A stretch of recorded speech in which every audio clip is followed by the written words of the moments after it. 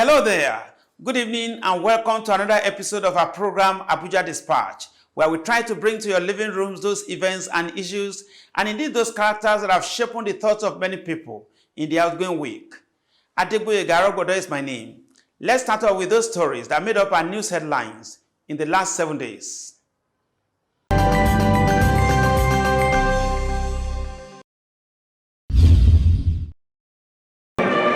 And President Muhammadu Buhari has presented the 2022 budget estimate of 16.39 trillion naira before a joint session of the National Assembly. The 2022 budget estimate, tagged Budget of Economic Growth and Sustainability, is higher with the sum of over 3 trillion naira than last year's budget estimate of 13.08 trillion naira.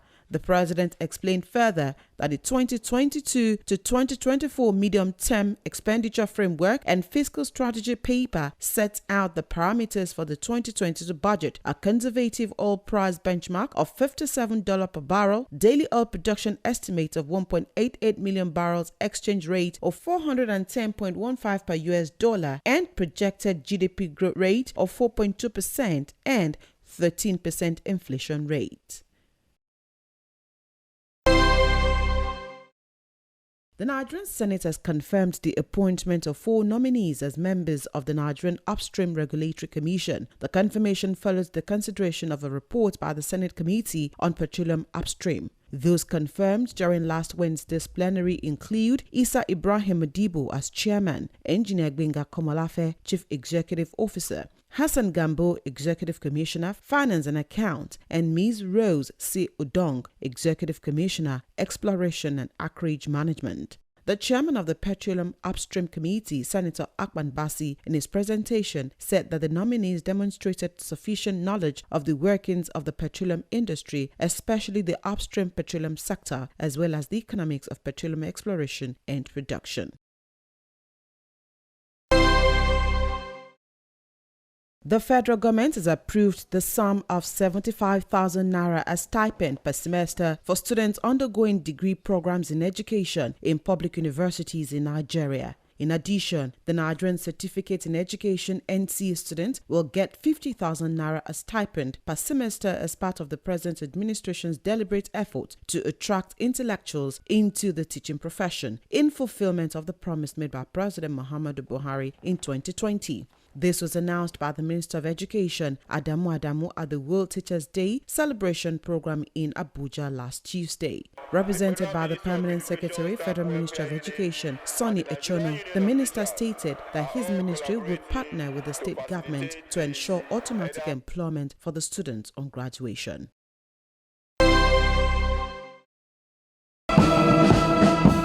President Muhammadu Buhari has called for peace and stability in Ethiopia amidst the many challenges facing the East African country. In his goodwill message at the inauguration ceremony of Prime Minister Abiy Ahmed for a second 5-year term in office, the president pledged that Nigeria would continue to support the unity and territorial integrity of Ethiopia. He told the newly inaugurated Prime Minister that Nigeria, like many other countries, was counting on his leadership to unleash the great economic potentials of Ethiopia by expanding investment opportunities, deepening relations and building trust at home and abroad. The Nigerian leader noted that Abiy's victory at the election clearly affirmed the confidence of the Ethiopian people in his leadership, courage and credentials.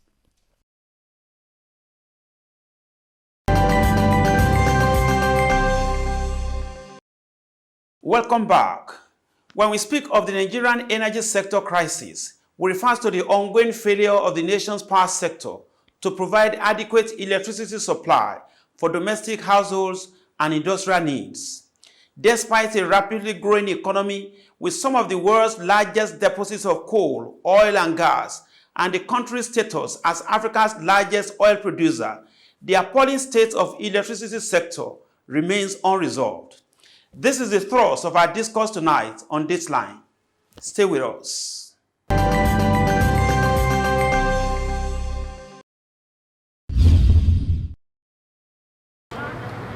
Presently, 76 million Nigerians, or 40.7% of the Nigerian population, are not connected to the national power grid. For those connected, power supply is a serious problem as approximately 90% of total power demanded is not supplied. Here is the problem. Presently, total installed generation capacity is 12,522 megawatts, but average operational generation capacity is 3,879 megawatts, of which 7.4% is lost in transmission and up to 27.7% load is rejected at distribution. This leaves Nigeria with just about 2,519 megawatts. Yet, Nigeria's electricity demand is estimated at 24,380 megawatts in 2015. In 2013, two segments of Nigeria's power sector, generation and distribution, were privatized to resolve the challenges associated with the prior monopoly of government in the power generation, transmission and distribution chain.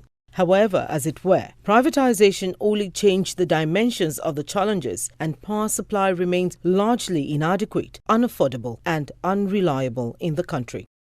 The rate of unemployment today in this country is caused by the lack of power. When I mean power, I'm talking about both the generation and the transmission. And government looked at it.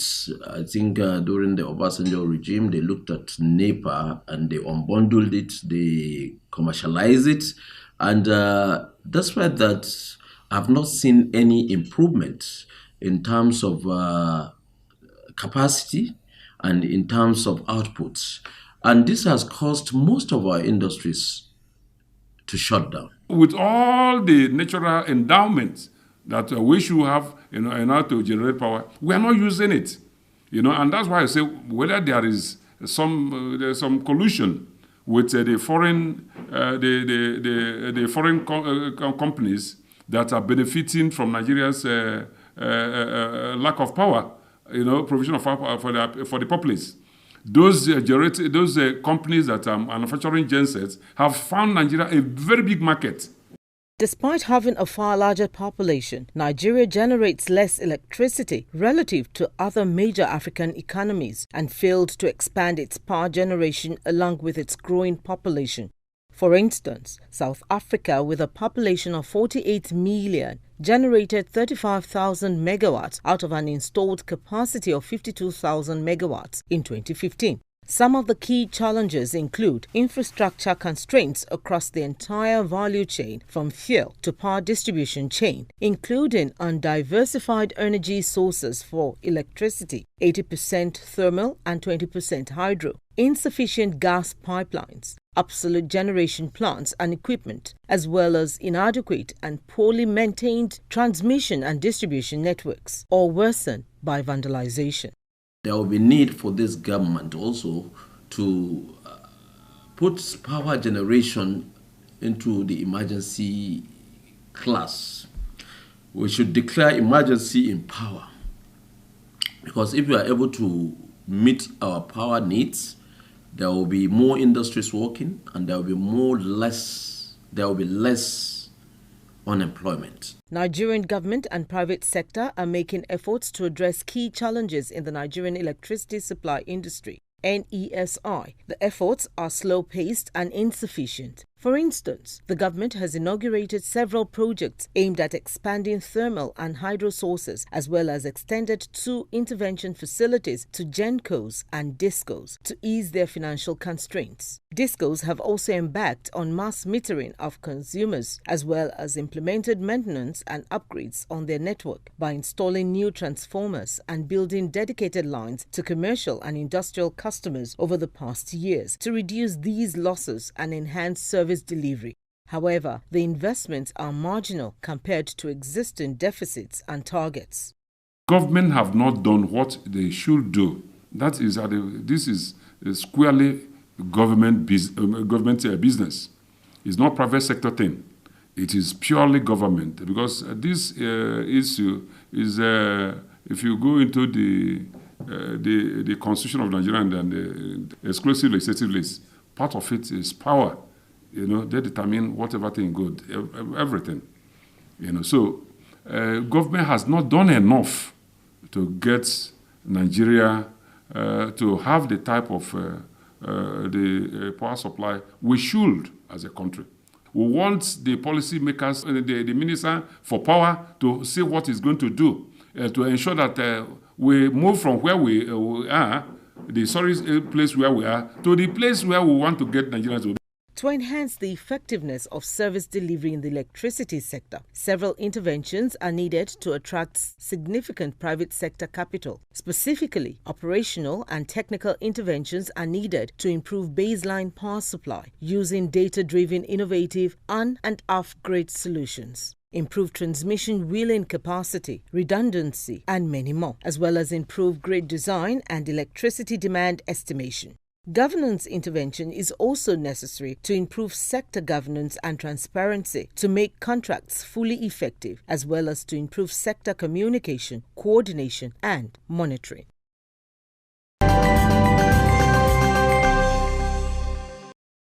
Thanks for staying with us. A sure way to measure the key performance indicator of the federal government is in its efforts to renew the stock of the country's aging and inefficient infrastructure for the benefits of Nigerians. At this time of global recession and limited resources, any reasonable government must evolve fresh strategies for its infrastructural financing mechanism.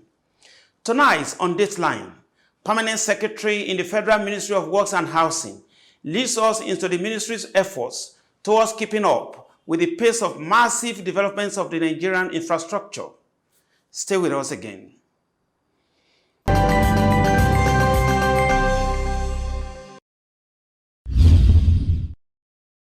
Welcome to the split-based segments of our program, Abuja Dispatch. And tonight we take on the Permanent Secretary in the Ministry of Works and Housing, Babangida Hosseini. Thank you for your time, sir.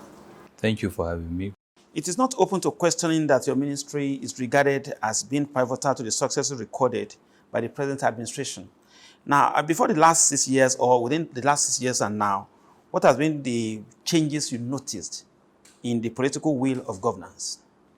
The narrative changed in so many perspectives regarding the incoming administration vis-a-vis what was the story before now. The funding itself, which is a critical element in the success of any project, has been enhanced now.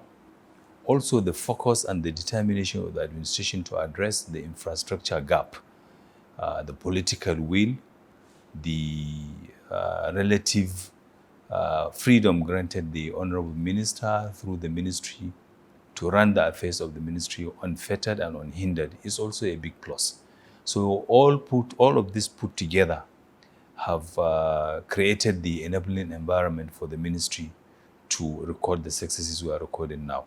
Infrastructural financing is one issue that is very key to any government, and one would not want to know, how has the government been really funding these massive infrastructural renewal drives across the country? Of course, we know there is this huge budgetary allocations, but still funding is an issue that the government is really keen about. You see, principally before now, the funding arrangement in the ministry has depended entirely on the national budget. And you know the structure of the budget, it is almost always tampered and affected by so many factors. So this administration from 2016 coming down the lane now has created a lot of funding windows, which are ingenious strategies designed to address the funding gaps. We have the presidential intervention funds. The projects are financed. That funding window finances the second Niger Bridge, the Lagos-Ibadan Expressway, and the Abuja-Kano Expressway. These are all projects funded under the PIDF. We also have the Sukuk window. It's an Islamic product which is designed to provide a single-digit loan for the federal government to address these funding issues. We have a range of projects spread across the 6 zones of the country. In 2017, 100 billion was invested, raised from Sukuk and invested in the road sector. In 2018, 162 billion naira was expended, 100 billion naira. And then in 2019-2020, 162 billion naira was shared, prorated across the 6 geopolitical zones equally to fund these projects. Aside this, we also have the regular budgeting funding window, which has been enhanced.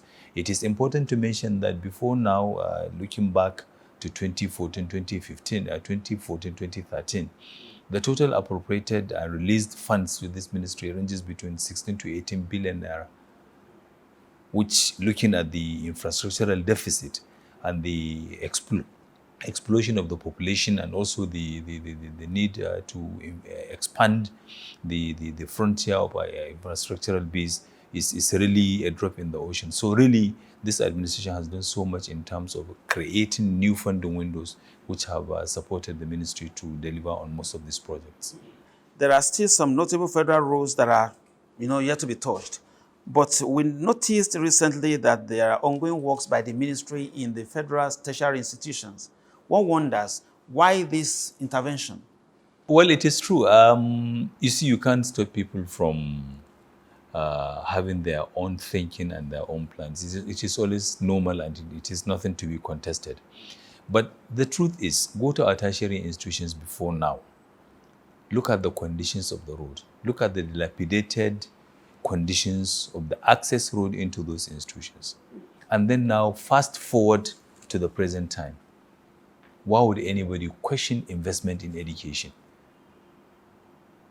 The quantum of development we are having today is a function of our investment in education. These are two drivers. And really, it is an all-encompassing thing. You cannot really just leave Ministry of Education and the few funding options that are available to it to address the issues of educational decay and infrastructure in the universities. In any case, roads are roads. The competence, the skill set, the requirement to do roads is domiciled here in Ministry of Works. So this is it. And then the Honorable Minister Babatunde Raji Fashola is passionate about having, an all-encompassing developmental agenda, which is dovetailed within the administration's developmental strategy. So for me, I think it is really something that we should be proud, investing in the tertiary education and the institutions that are having these serious problems. And the consequence of this is that it has a cascading effect on the learning environment. You can see the performance of the students, and perhaps I'll leave that for the educationists to assess. And also the security element in it. The aesthetics values of the institution alone, if you go there, you have this sense of belonging to say, oh, this is what it should be. And this is how it was in the past. So really, we are just reinventing the wheel of progress to bring it at par with what it should be. The question on the lips of most Nigerians is how the government, your ministry, determine what federal roads to be fixed. What is the priority? What are the considerations by the ministry to know, okay, this is the area we want to, fix now? Okay, really, the way it operates is like this. Already this administration inherited huge backlog of federal roads that have not been completed. And really, those ones take priority over every other one. The famous ones we can remember easily is the Lagos-Ibadan Expressway. You can also look at the Second Niger Bridge, which has been a statement and a work in progress since the 60s and the 70s. This administration took it and is completing. As I speak with you today, the Honorable Minister was on inspection a couple of weeks back, and the performance and the progress is in the range of 80%. So we are hoping that by the end of this administration, that bridge will be delivered. So those ones take priority, the ongoing road projects that are considered a priority. The second one, of course, that normally the ministry, the key strategic road, the economic roads that open up economic corridors, that open up access to market, access to farms, access to industries, access to sources of raw materials. These are all economic roads that really takes also priority. And then, of course, you have those that are interlinking roads to open up the country. And this is what we are doing. So all of this put together are generated from responses we get from the people on the street, from the National Assembly, from the community leaders, from even the common man. They have all our numbers and they reach out to the ministry to say, oh, look, Honorable Minister, this is a critical road. Our bridge has failed. We are cut off. And efforts are being made to address such challenges. So basically, these are the strategy, the determining factors. But principally, like I said, is the completion of the ongoing ones. The Sokoto Tombol Road, which is about 200-kilometer road, was inherited and is being completed. We are just finishing the road furniture. Hopefully, the road should be completed in a short time and to be commissioned. So these are all areas that this administration, the Kano Maiduguri Road section 1 to 5, was awarded in 2003. This administration is completing it. In fact, except for the security issues around the section 5 segment of the road, we would have completed that. But I can tell you section 2, section 3 are already done and completed. So these are all the determining factors, and a credit to this administration for this nationalistic position that it has taken to complete ongoing projects. The effects of flooding has been massive in some parts of the country. Now, what are the mitigating efforts being put in place by the ministry, to curb the effects of the rains, particularly in those construction areas across the country? It's quite unfortunate, and it's a thing of concern. Some bridges have caved in and given way. Some roads have failed. But then these are natural phenomena in any human endeavor, and we just can't run away from them. The only thing is to put in mitigating measures and to be on top of our game. And over the weekend, I was in sites in Bauchi State where a bridge failed, Bauchi-Darazo Road. On the instruction of the minister, I was out on inspection to see some failed roads. So we have 36 controllers in every state of the Federation, and we receive timely report from them online regarding the condition of our roads and what we need to do. And I think we are on top of the job, and inshallah it shouldn't be a problem. The federal government has embarked on a housing program recently, and across the states of the Federation we have the impacts. What is the situation like now? Are you sure that an average civil servant, federal civil servants, can access the Federal Mortgage Bank and get his own home? Sure. I can. How easy could that be? Very good. You see, we have a range of housing projects that not even the Federal Mortgage Bank, even the ministry, we have the National Housing Project, which hopefully by the end of the next month, the minister should be launching the web portal, and all the state houses should be offloaded for people to just choose and buy online transparently. So apart from that, the Federal Mortgage Bank, which is the primary institution for packaging and driving mortgages for civil servants, is actively working in every state of the Federation. We have the normal PPP funding arrangement with private developers who deliver these houses at very good and affordable rates. We also have the ministerial pilot projects. Already we have almost a couple of houses that should be completed and should be ready for commissioning very soon. So it is the responsibility of any civil servant who is interested in desirous of taking mortgage to approach his PMI to purchase the mortgage for him to buy into all of these projects. And it will interest you to know that the houses are almost done. Most of them, I was on inspection a couple of weeks back in some of our locations, and the infrastructure is done. The houses are being finished. So really it's about the information getting out there, and this is what we are doing. By the time our website goes live and the houses are offloaded, you will surely see a lot of interesting development in the housing sector. Our guest tonight has been the Permanent Secretary in the Ministry of Works and Housing, Mr. Babangida Hussaini. Thank you for your time, sir. Thank you for having me. I appreciate you.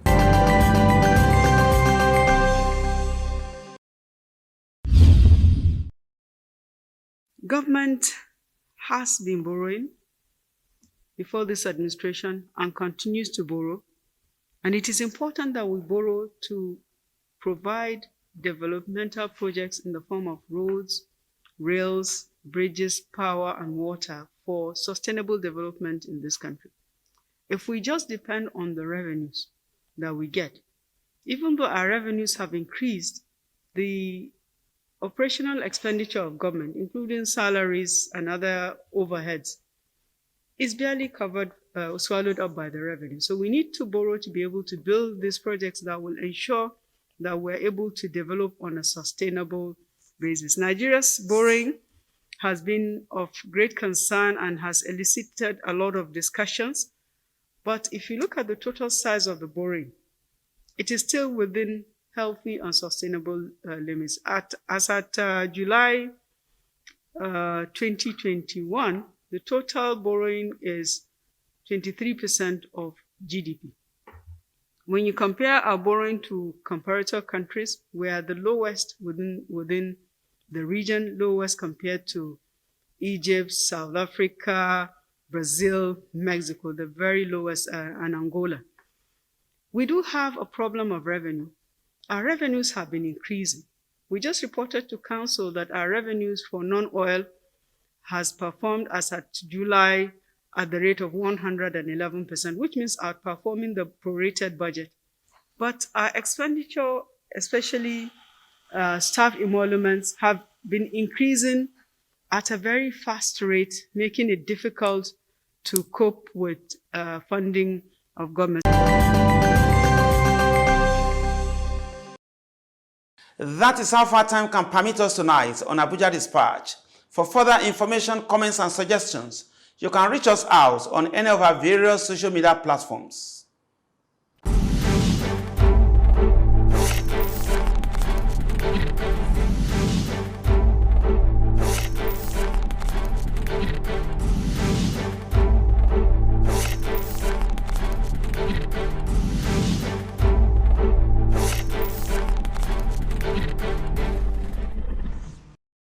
Thank you for sharing your precious moment with us tonight on Abuja Dispatch. A week from now, we'll bring you another refreshing episode. Same time, same station. Adegboyega Arogbodo is my name. Have a good night.